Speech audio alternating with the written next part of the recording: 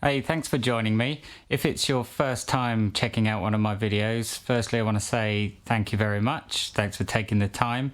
And if you do enjoy the video and want to see more of my content, maybe you'll consider subscribing and maybe hit a like at the bottom of the screen there, just to show me that what I'm doing is what people want to see. So with that out the way, welcome to today's video. This is one that I've been meaning to make for quite some time now. I think it might be almost a year, but I wanted to be totally sure with some good experience before putting something out there, just so that I felt confident in what I was talking about. So the subject is 360 cameras, and specifically today it's the Insta360 One R. This is the one that I've been using most often to make my 360 skateboarding videos. I've had a Insta360 One R for quite some time now. In fact, this is actually my second one. If you look back at my channel, you'll see when I first started making 360 videos and I was using this camera,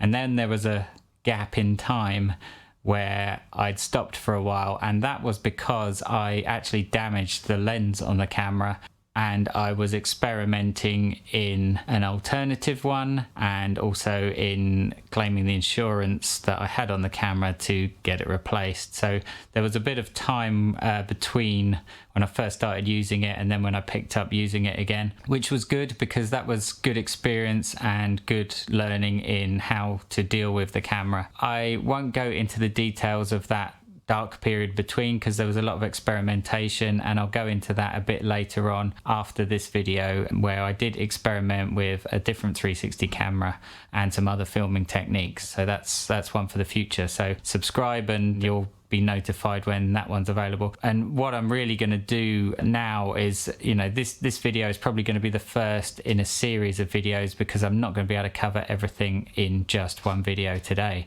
So back on topic, the Insta360 One R, you may have seen a lot of hype about these on YouTube. A lot of content creators, I think, were sent them as freebies, sort of paid endorsement type things to get the word out about them. You may have seen its predecessor, which was called the Insta360 One X, which was a bit more like the shape of a phone. It was kind of vertical, little bit longer, a little bit slimmer and narrower, a bit more of a pocket thing. That One X was kind of what paved the way to these more accessible 360 cameras for action sports and such.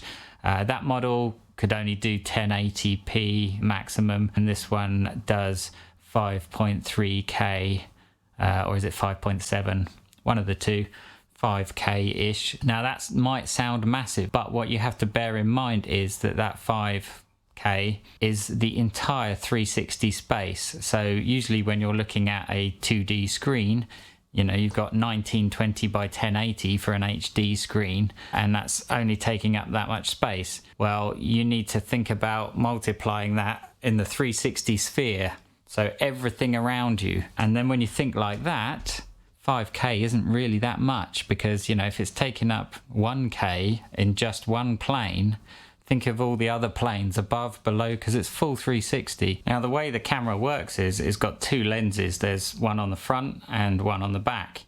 And what you kind of have to imagine is that if this is half of a sphere and this side is half of a sphere, if you remove the camera and put the two spheres back to back, you have a full-on sphere, and that's the 360 view that it has. Really what is happening between the two lenses, that space is actually a dead zone, and the software is clever enough to kind of remove that from the image. And effectively what it's doing, the camera is capturing two separate images, one from this lens looking out that way, one from this lens looking out that way, and what it does is combine them together, and that combining is called stitching. So the 360 image is stitched together from two images, you know, from the two lenses. Now the software being that clever, it can stitch those images together and mesh them together, much like when you take a panorama photo with your cell phone. You know, you can move around and it's taking lots and lots of images as you move, and then the clever software in the app is stitching all those photos together.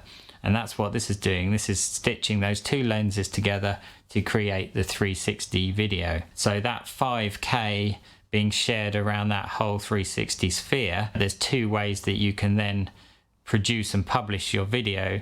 You either publish it as a 360 video, and you can publish that to YouTube and Facebook, which both support 360, and that allows people to watch on their cell phone and drag the, you can tap and drag around the space as if your head is looking around. You can view them just that way in the YouTube or Facebook apps, or you can move your phone around as if it's kind of augmented reality. You move your phone and the image moves around as well. Or you can get what this is, a Google Cardboard compatible headset, where you drop your cell phone actually into, you switch it on and open up YouTube and select the VR mode, so the virtual reality VR mode, and drop that into the front of that viewer and close it up and put that on your head, and you can literally move around and look at the video because it's working on the gyrometers of your phone. You can look around as if it's VR as well. So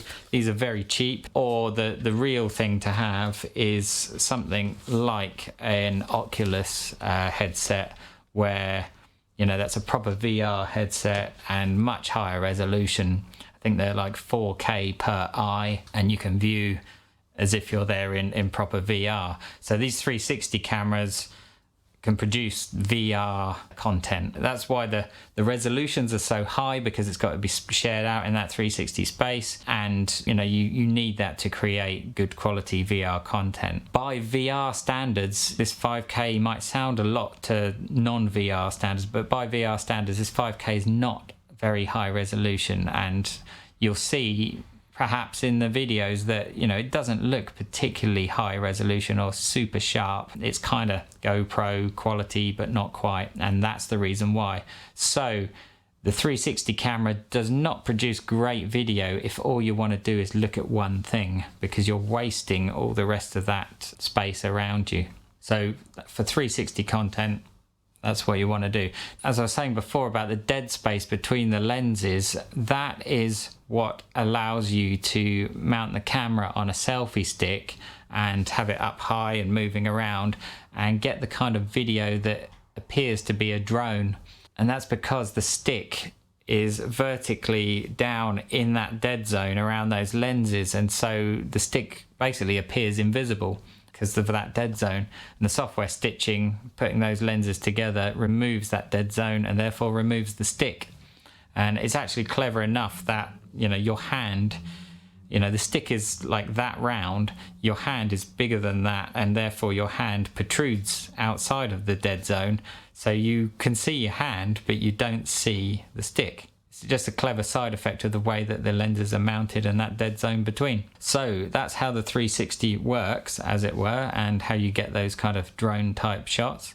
There's lots of trick shots you can do, and the Insta360 app and website both kind of show a lot of these kind of trick shots. So that's the kind of 360 essence. When I bought this camera, it wasn't actually the first time I'd owned one. This is actually the second one I've owned, and that was because I accidentally scratched one of the lenses. As you can probably tell, they will be really easy to scratch because they protrude so much. They are plastic, and so if it falls onto some concrete, you will scratch the lens. It makes them really quite volatile, and probably the biggest downfall of 360 cameras. So I scratched the lens and then had a bit of time between claiming the insurance that I had on the camera. I actually bought a different 360 camera to try after that, and then had issues with that one, and I've gone back to this one again because I liked it, and so I've come back to it. One reason that I really like this as opposed to a lot of other 360 cameras is the modularity. So it's not just a 360 camera, and if I take off the battery, which you just slide this little switch and it unplugs. So to remove and replace the battery, you just snap it back into place. I remove the battery and I remove the lens, that's the 360 lens, what I'm left with is the core, what they call the core, and this is the brain, and it's got the screen and it's got the SD card slot and the USB-C connector for charging and for transferring files if you don't want to remove the SD card, and it's got your stop and start power buttons on the top there. So that core connects to the 360 lens and the battery, but also you get in the kit that I bought, so this is called the Insta360 One R, which is the name of the camera, the Insta360 One R, and this is the twin edition, and what it actually comes with is an extra lens, and that extra lens is this one, which turns it into what you might usually call a GoPro. So if I plug on that lens instead, put it on that way around, you have a regular kind of GoPro style lens. And then if I put the battery on, there you go. It has become a GoPro, and it does everything a GoPro does. Actually, with this lens on, it's 4K. So this lens is 4K f2.8, and it's a 16.4mm equivalent lens. So at this point, with this lens, it does 4K. In the 360, it does 5.7K. So it's 5.7K in 360. And that, as I explained, is because of the 360 space. So yeah, you can do everything you can do with a GoPro now with this lens. So you can switch them out depending on what you want to do. Because as I said, you know, using just one lens of the 360 pointing in one direction, it's going to be really low quality because the 5.7K is spread out around. You know, you might get close to 1080 out of it, but why do that if you're only looking at one spot? You can use the 4K lens and get 4K looking in one spot. And it does 4K, I think it does 24, 25, 30, and 120 frames per second at 1080.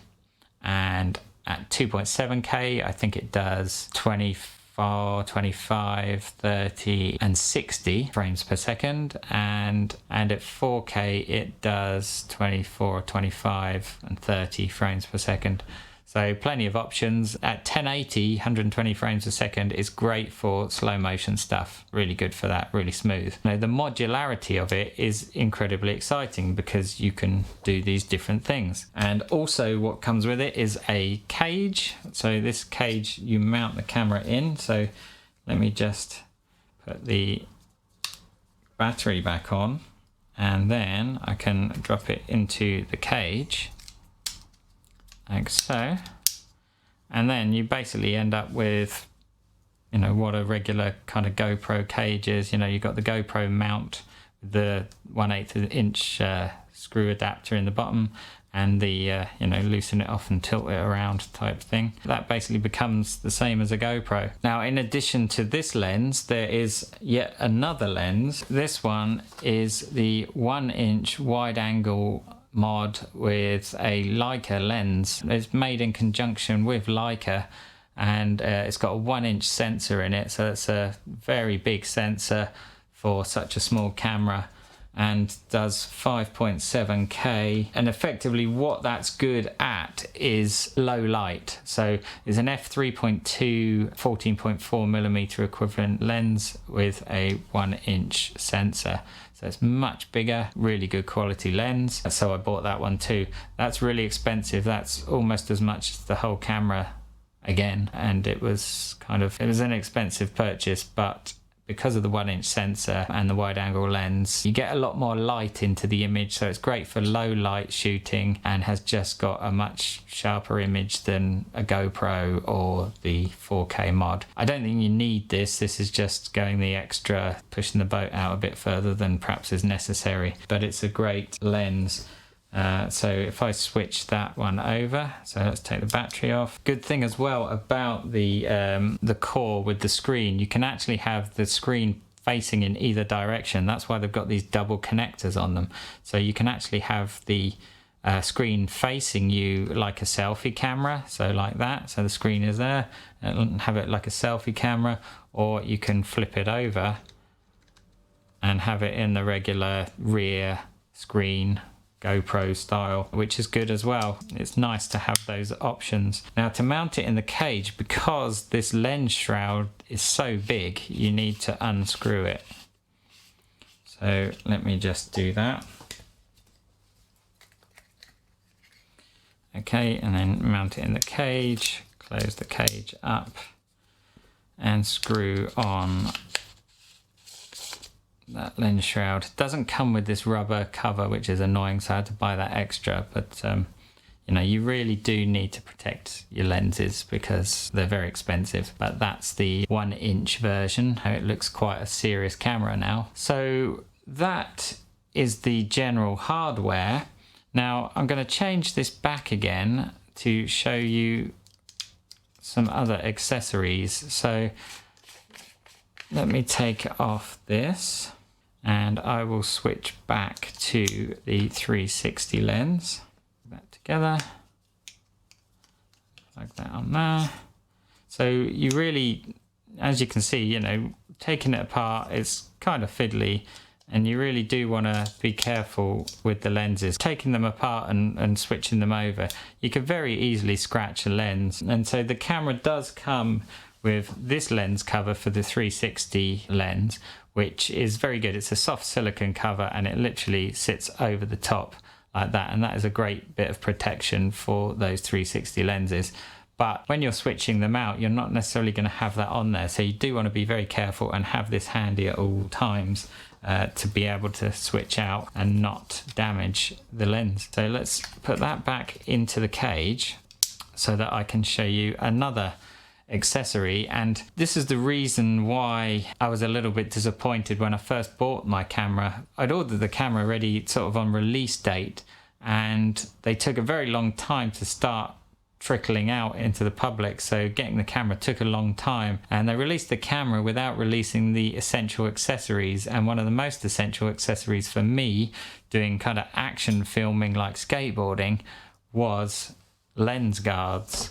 And this is the lens guard pack, and those lens guards cover up over the top of the lenses and protect you from damaging the lenses. So I wouldn't have had to claim my insurance and lose the camera for a while if these lens guards were released on the date that they were supposed to, which is when the camera came out. Now I'll show you the lens guards. They come in this nice little pouch, and here they are. Now they are quite big, and the way that they fit on is they actually fit onto the cage. So there's a small tag, I don't know if you can see very well, but at the bottom here there is a little tag, and you clip the lens into that tag and bring it up and snap it on, and then you have a guard over the lens. I'll take the second one and do the same thing. And there we go. So now my lenses are protected. And the good thing about these lenses is they are very cheap. They are about £30, and pounds to dollars is about the same. So they're probably about $30 as well. And they save you from having to spend out on an entirely new 360 module or a new camera entirely. So yeah, I was really kind of pissed that they didn't come out at the time the camera did, and I ended up scratching my lenses. Now there is something about these lens guards that may not appeal, and that is that they are more prone to lens flare, which is, you know, when the sun pitches at them you get that kind of stream of light across the lens. Some people actually like to use it as an effect, but if you're not looking for that in bright sunlight, they can flare a lot more than the regular lenses. And also the software stitching with the lens guards on, it didn't used to be very good. It's actually a lot better now. So that's one good thing about, you know, having such software driven things, is that they can fix and improve the software as they go. So at one point the stitching wasn't very good, and you could really see a defined line between the stitch line between the image, and it looked a bit weird. That has improved a lot now, and in the software there is a specific tick box to tick when you are using the lens guards, and actually the software is clever enough. Usually it can auto detect from the footage that you've been using the lens guards, and it automatically switches that on. But it's an option in the software, and the lens guard stitching is better now. So I would buy some lens guards and only not use them if you know that you're not in a situation where you could accidentally hit the lens. So that's a must-have accessory as far as I'm concerned. There is another accessory that I can talk about, and that is this mic adapter. Now it does have a built-in microphone like a GoPro does, but if you want to record external audio, so if you want an external microphone, the only jack on the camera is a USB-C jack. So you have to buy this. It's $10, £10, and it's literally a USB-C to 3.5mm mini jack adapter. It's this tiny little thing here, and that just plugs into that port, and then you plug your 3.5 mini jack into there with your microphone. It's a bit weird that it sticks out so much, but it's still in the dead zone, so your cable can come out of here and go down and not be in the image. So with any of these things, you've got to be careful with anything that might catch in your image, but the adapter is designed so that it doesn't. People will ask if you can use this one on a GoPro or use the GoPro one on this camera. No, you can't. You have to use the one that is from Insta360. Same goes for the GoPro. You can't use this on a GoPro. They just don't work. So you've got to buy the one for this camera. So that's the mic adapter. And then there are other third-party accessories you can get. I have things like ND filters. So they are filters for if you are in bright sunlight. What they do is, it's like a pair of sunglasses for your camera lens. So these ones are come with a ring to attach them and screw on, and that replaces the normal ring on the 1-inch mod. So that's the 1-inch mod, and they screw on. There are also ND filters for the 4K mod, which are different in the sense that they are square like the 4K mod. They just push over the top. They literally just push on, and again, great little filters, and cut out the glare of bright sunlight, and basically allow you to operate the camera settings at a more natural, non-bright sunlight way. So it kind of claws back a little bit of dynamic range in your image. But if you want to know more about ND filters, you can read up on them online, because all cameras usually have ND filters available for them. So that's all the accessories that I have bought, quite a lot, and hopefully that's a bit of a lowdown on the camera to begin with. The next video I will talk about actually using it, filming, and techniques and the kind of shots you can get. Then I will talk about editing the images and creating your content and publishing, because it's all quite in depth.